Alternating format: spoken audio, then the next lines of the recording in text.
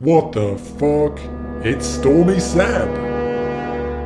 So Nintendo is expected to unveil the NX at some point in the very near future, and there have been a lot of rumours going around about what it will look like and some of the hardware choices. There's also been a lot of discussion around whether Nintendo can win back third-party support this time, following the exodus of third parties from the Wii U. Finally, there's been a lot of discussion around who is going to actually want to buy the Nintendo NX, and therefore whether the NX will turn out to be a commercial success. As you may have guessed from the video's title, I'm not so confident that Nintendo can turn around their fortunes, and here are two key reasons why. Reason number one, architecture choices. There are rumours that the NX will be based on Nvidia's Tegra X1 SoC. SoC stands for System on Chip, which means just that. They can run a system on a chip. This is a good thing for Nintendo, as in theory they might only need to work with Nvidia to work the whole thing out, get it up and running, and this should streamline the whole process. In contrast, the Wii U was based on a PowerPC CPU from IBM, a GPU from AMD, all placed onto a multi-chip module from the Japanese semiconductor company Renesas. With each vendor only getting a portion of the business, they naturally had to get assurances that they could recoup their costs, so Nintendo likely ended up paying more than if they had gone with one provider.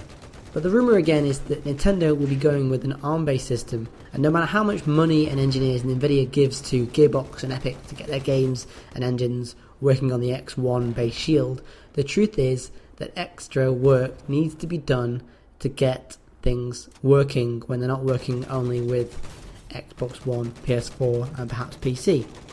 ARM and x86 are fundamentally different beasts, no matter what people tell you. They are built to work in different ways. x86 is built for raw processing power regardless of power consumption or heat, because for the most part they're hooked up to beefy power supplies and have ample cooling. ARM, on the other hand, is built for power efficient computing to be placed into small devices such as mobiles.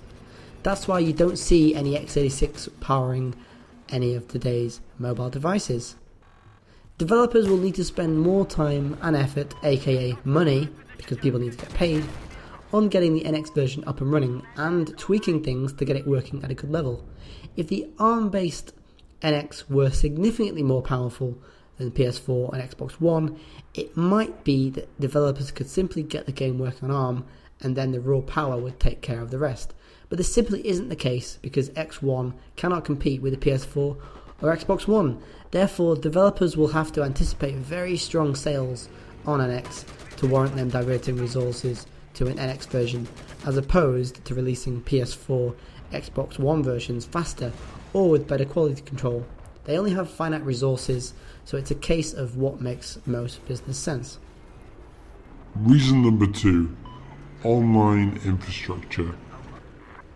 Nintendo is very much lagging behind in terms of online infrastructure and account management. It's still a pain in the ass to transfer your account and games over to a new system when, for example, you buy a replacement 3DS or you buy a new model. The idea that this process is so convoluted in 2016 is a joke, and yet for some reason people are just saying, oh well, never mind, it's Nintendo. If any other consumer electronics maker released a device which was that counterintuitive, they would get slated in the press and among consumers. PlayStation has a very simple process, and while I'm not sure about the Xbox One, I don't own it, I'm inclined to believe that the process is equally simple. Microsoft was originally the online king with Xbox Live as early as the original Xbox. It only got better with Xbox 360, and that's at a time when PS3 had pretty crap online infrastructure, but hey, it was free, so don't complain, I guess. Given that games and online services are the only thing making good money for Sony at the moment, they've poured resources into getting things working and making them better, and now we have the PSN of today, which, bar the data breach of a few years ago, is fantastic and works really well. This just goes to show that a company without roots in software and cloud can make it work with time, effort and money. Therefore, Nintendo has absolutely no excuse, and as far as I'm aware, online play is still a pain in the ass on Nintendo devices, but this may be intentional, as many of Nintendo's consumers are kids. But you know what, it's not even about the user-friendliness of account management and online play. It's about money. Game publishers nowadays face ever-increasing development costs, which means that they routinely release games that are unfinished and need day one patches as well as subsequent fixes. And you know what, I can live with this because they're usually patched in the end. Also, they're keen to get you to buy expansions, DLC, and other digital content, and this may be a general trend in the industry. It may also be a way for them to cope with increasing costs and the impact of used games, which we don't want to talk about, but you know what, I think it's there and it needs to be mentioned.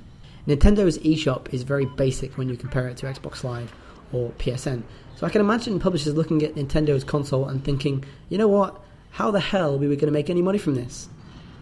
As I mentioned before, if they don't expect to make much money from NX, publishers have very little reason to pour resources into optimizing for it. Unless Nintendo is giving them lots of money and engineers, it makes more sense for them to tweak for the systems where they'll sell the most units and also sell the most digital content post-purchase. In other words, even if the Nintendo NX were based on exactly the same hardware used by the PS4 and Xbox One, or if they bumped it up a year and decided to use the same specs as Neo and Scorpio, the online infrastructure lets them down and discourages developers from putting their games on the system. So, this ties in nicely with what Reggie at Nintendo said recently. We need to ensure a continual flow of software. But hey, didn't they say that for the Wii U? But the truth is that it's not easy for one company to pump out games like that. It's not realistic, and it's not a realistic expectation for any of the platform holders. Imagine if PS4 only had games that were internally developed, and the same for the Xbox One. There wouldn't be that many games available. Nintendo is unlikely to get a lot of third-party support based on the reasons mentioned above, and therefore they will again be stuck with their own first and second-party content. So if they can't fix the problems that they have internally with getting games out quickly enough, then they're going to be stuck. And you know what? You don't agree with me, you agree with me, you hate me, you love me. Subscribe, leave a comment because Seb loves you all. Peace out, thanks very much, see you soon.